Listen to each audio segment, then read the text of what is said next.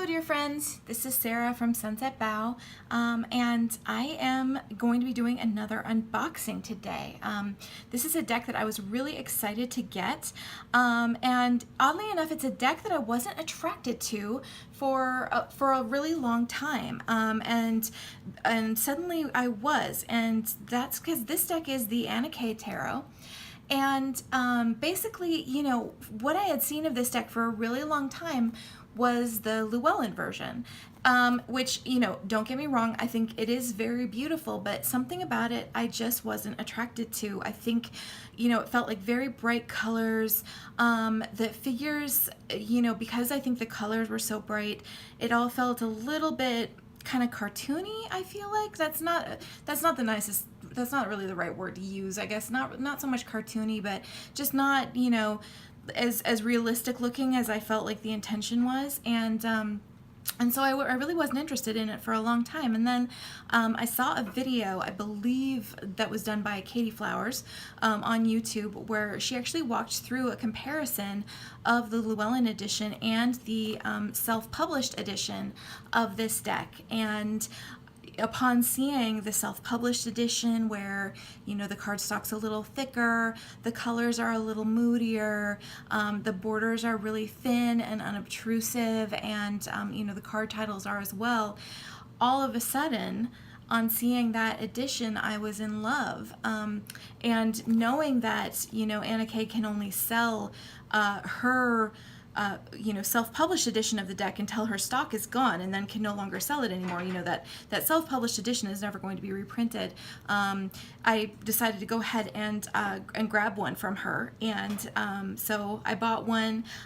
She sent it to me super fast, lovely communication, just so nice. What a pleasure of an artist to buy a deck from. Just really wonderful, and this got to me from Germany in less than or I believe Austria, I'm sorry. This got to me in less than a week, which I could not believe how fast it got to me. So I'm super excited to take a look at it. As you can see, I did go ahead and rip this open just a little bit because it was so well packaged that I figured it was going to take me forever to open it on camera. But I'm going to go ahead and pull the deck out, which I haven't seen yet. And it's, as you can see, you know, she packed it very beautifully for me. In bubble wrap, and so here it is, the lovely self-published second edition of the Arcana Tarot. It's got a little ribbon tied around it here to hold the box shut, so I'm just gonna pull that off, and let's go ahead and take a look at this deck. So on top here is the guidebook, and you know, I know that the Llewellyn edition comes with actually a very, very nice looking guidebook. You know, it's a nice kind of perfect bound guidebook. You know, this one is stapled, but from what I understand, all of the content in the two guidebooks is basically exactly the same. So, you know, and this is a perfectly nice small one that doesn't take up too much space, and so I'm happy to have this one too, and I'm very much looking forward to reading it. And then underneath is the deck. It looks like it's in two little sections here, and each one has its own shrink wrap. So I'm going to go ahead and open these up. Okay, so got that unwrapped. And this is a really lovely box that it comes in. You know, it's a nice two-piece sturdy box. And as I mentioned before, I love keeping decks in the original boxes, so this is really nice. You know, I'm not the biggest fan of keeping the decks in two piles like this, but the way that it's made is actually quite nice, and so I don't have any, you know, real concerns about it. So I'm going to go ahead and just adjust my setup here a little bit and make sure the deck is in order, and then we'll go ahead and start going through these beautiful cards.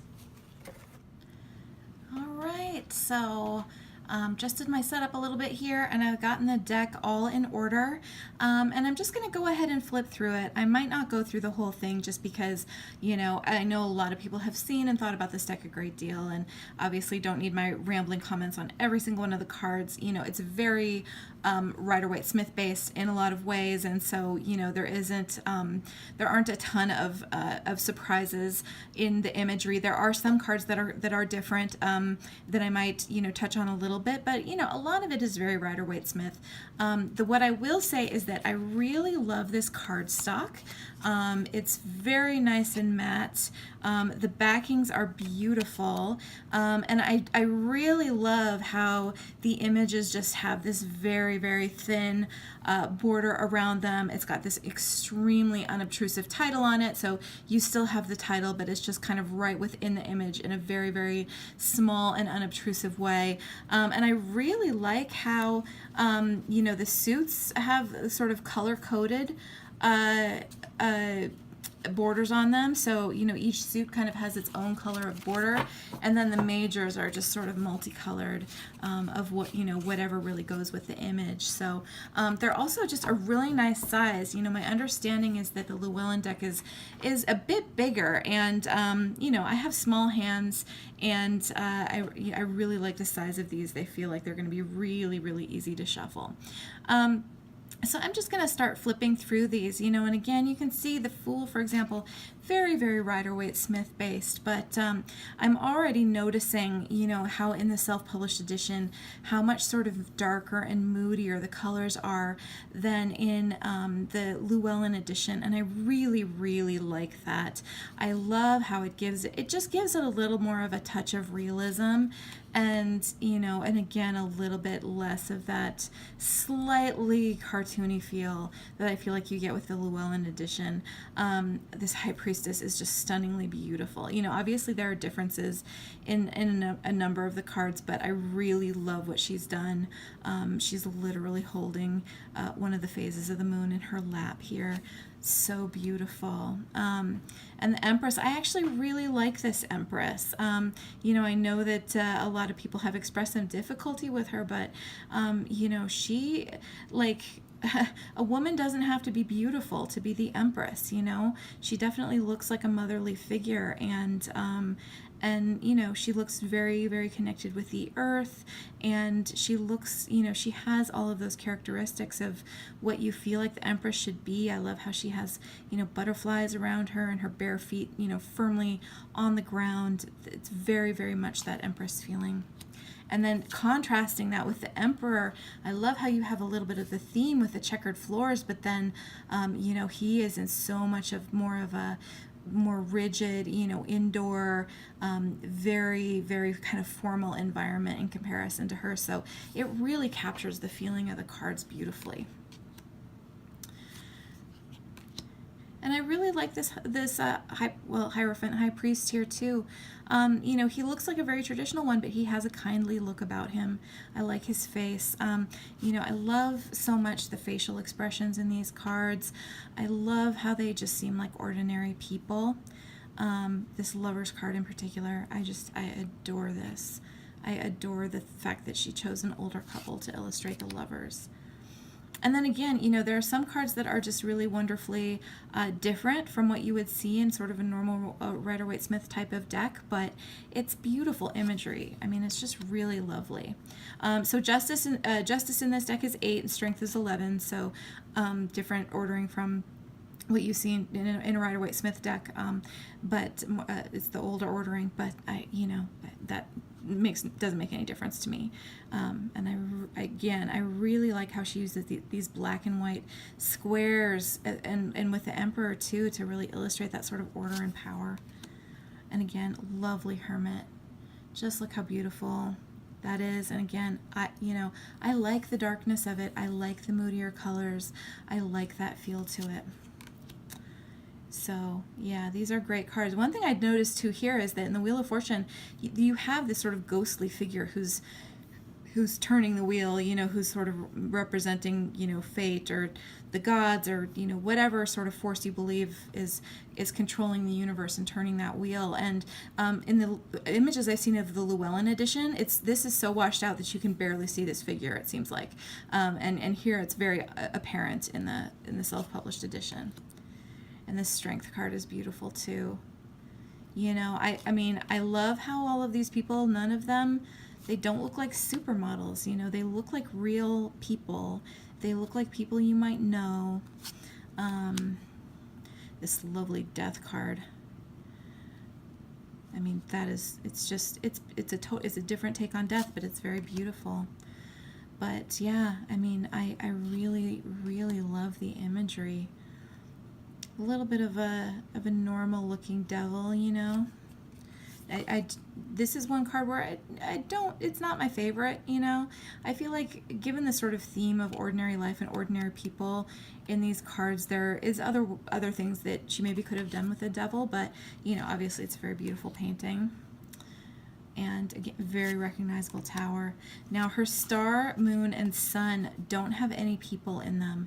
They're just images of the actual, you know, celestial object. And I love that. I mean, the way that she's painted them gives them such a feeling, you know, this evokes such a strong emotion in me. It makes me feel like I'm standing right here looking at that star, and it gives you that intuitive understanding of the meaning of the card without having to have any images or any people or figures in it at all. It brings an emotion to the surface of your heart that really helps you feel and understand the meaning of the card. Same thing with this moon, you know. There's so much mystery and things that are hidden and barely visible, and you know, and again, I really like how it's a bit darker than the Llewellyn edition. So these details are very much hinted at, which, you know, is part of the meaning of the card.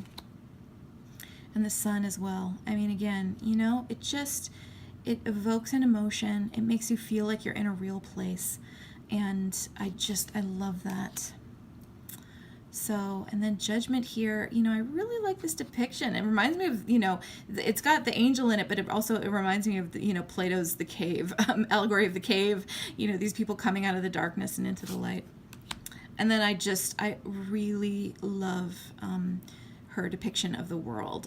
You know, the sort of standard Rider-Waite-Smith type imagery on world cards, where it's just the woman in the wreath with her wands, and you know, it just doesn't do a lot for me, and it doesn't evoke that emotion that the world should really give you, that sense of, you know, of deep fulfillment and true, you know, full integration of all of the areas of your life. And this gives me that feeling, and I love how the dark of the moon is at the roots right down here.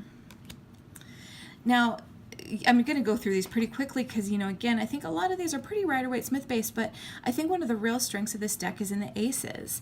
You know, instead of just sort of having the godly cloud hand handing you the elemental symbol of the suit, it gives you an image of an actual person in each of these aces that does such a better job of conveying the meaning of the ace in each of these cards. You know, like you can see this girl, she is, you know, going from one place to another. She's moving, she's starting an adventure, she's taking a risk, you know, but she's happy about it. She's balancing, and she's you can tell she's going to be successful, and that sort of embarking on that adventure and taking that new risk and that excitement really gives you that sort of feeling of the Ace of Wands.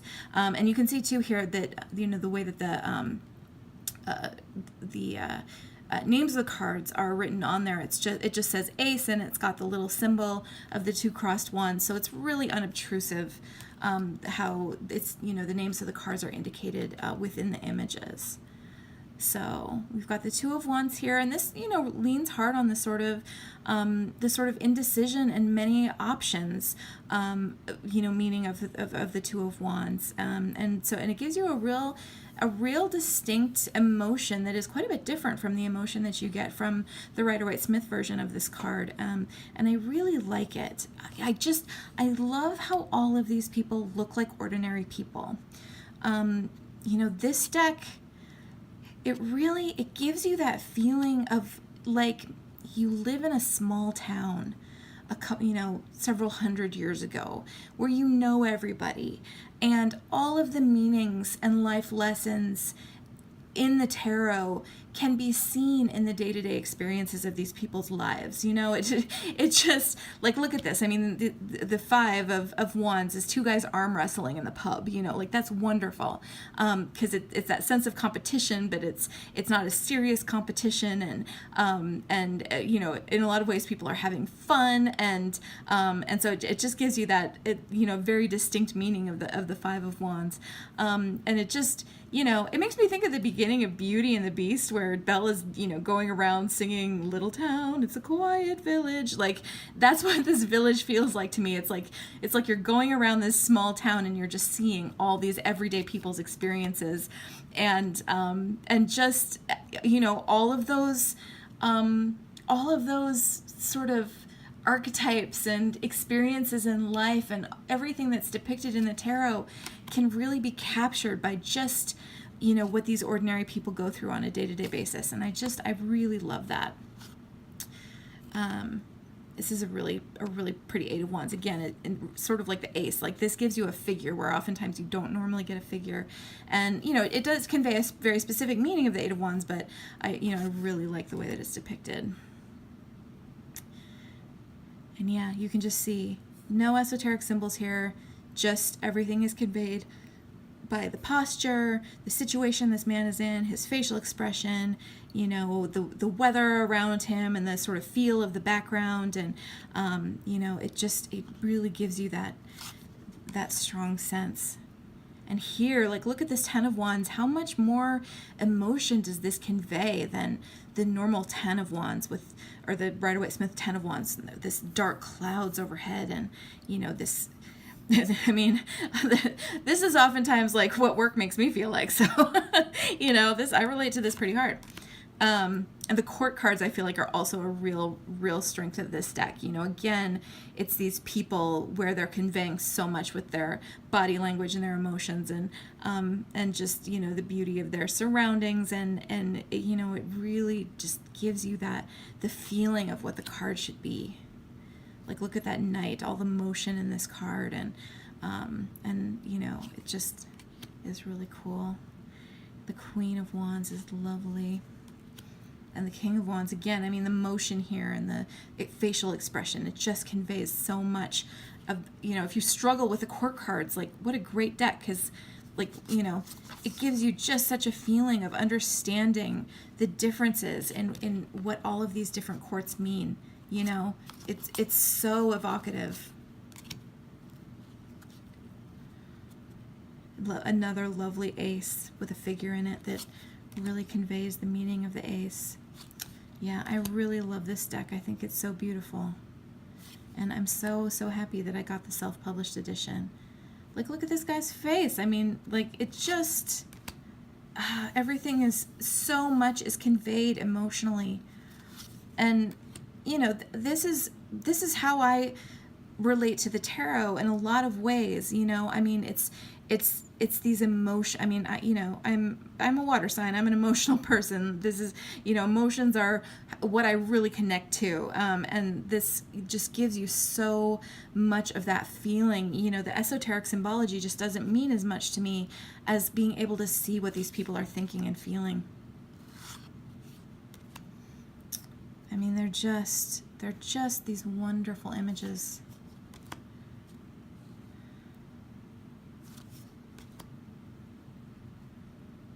And what a beautiful facial expression on the Ten of Cups. And again, these wonderful courts.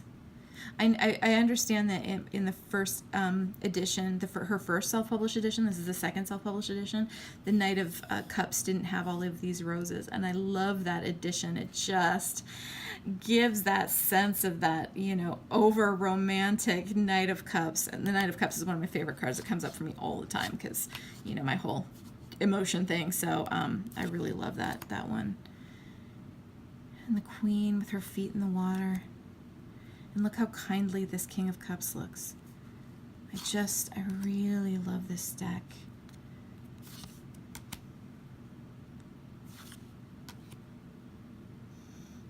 And here again, a Three of Swords that I can actually relate to and understand the meaning and the facial expressions and the emotion, rather than just being, yet another heart with 3 swords in it. It just gives you so much more to work with. 4 of Swords. It's lovely.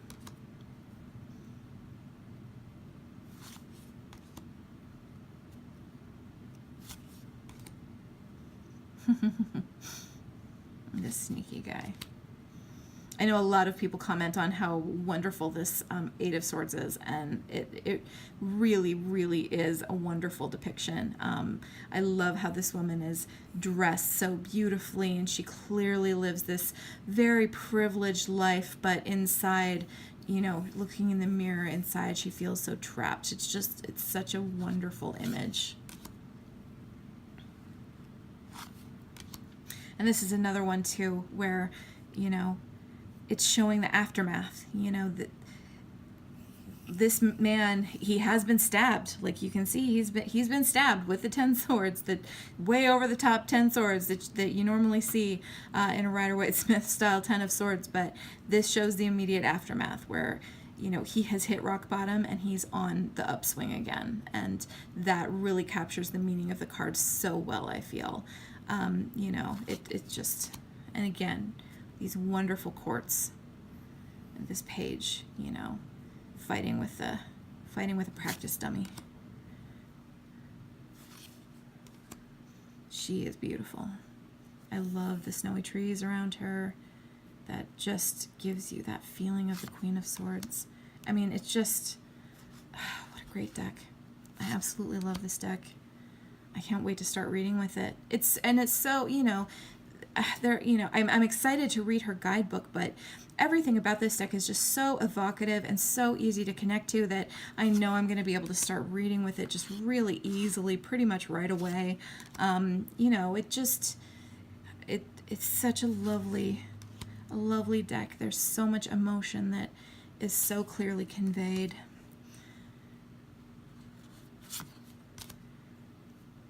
And it really does make you feel like you live in a little town with all these people, and you're just watching their experiences around you.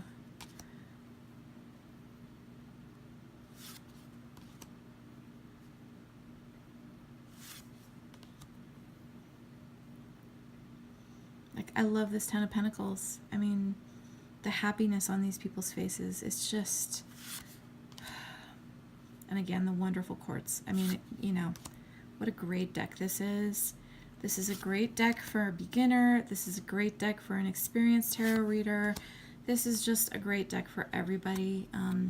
You know, it makes you feel so much of what the characters are feeling. So I'm going to go ahead and I'm just going to kind of do the usual little bit of a shuffle here to just kind of see what this cardstock feels like. All right, it shuffles very nicely. It is definitely a stiffer cardstock, so but it still riffle shuffles really beautifully. So I think the cards are going to take a little bit of breaking in. You know, definitely going to take some breaking in because you can see I can barely bend them. So that, you know, it's just the difference between this lovely cardstock in the self-published edition and the cardstock that you get in the Llewellyn edition that would be so much thinner. But yeah, it's still a beautiful shuffle, and I just am so excited to work with this deck. You know, I don't know why it took me so long to figure out how much I connected to it, and to figure out how much this this self-published edition was really going to speak to me.